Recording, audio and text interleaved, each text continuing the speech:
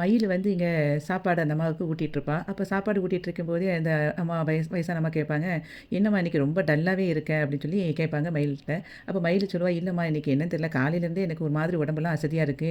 தலை வேற சுத்துது." அப்படின்னு சொல்லி சொல்லும்போது, அவங்க அம்மா கேட்பாங்க, "இது தலையும் சுத்துது, த ஒரு மாதிரி பண்ணுதுன்னு சொல்றியேம்மா, ஒரு வேளை நீ குழந்தை உண்டாயிருக்கியா?" அப்படின்னு சொல்லி கேட்பா.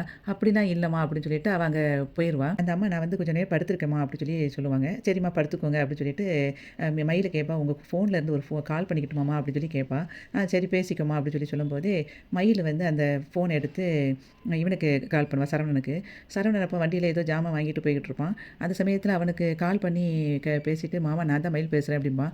உடனே அதுக்கு அவன் சொல்லுவான், "நான் தான் உன்கிட்ட பேசவே மாட்டேன்னு சொல்லிட்டு இருக்கேன்ல. உன் நம்பர பிளாக் பண்ணிட்டேன்னு சொன்ன உடனே ஊர்ல இருக்கிற எல்லா நம்பர்லேருந்து எனக்கு கால் பண்ணிட்டு இருக்கியா? இனிமே அந்த வேலைய வச்சுக்காத என்கிட்ட பார்த்துக்கோன்னு" சொல்லிட்டு ஃபோன கட் பண்ணிட்டு அவன் கிளம்பி போயிருவான். அப்போ வந்து மயிலு திரும்ப அப்படியே நின்னுட்டு இருக்கும்போது வாமிட் வர மாரி இருக்கும். உடனே டக்குனு வாந்தி பண்ண போயிருவா.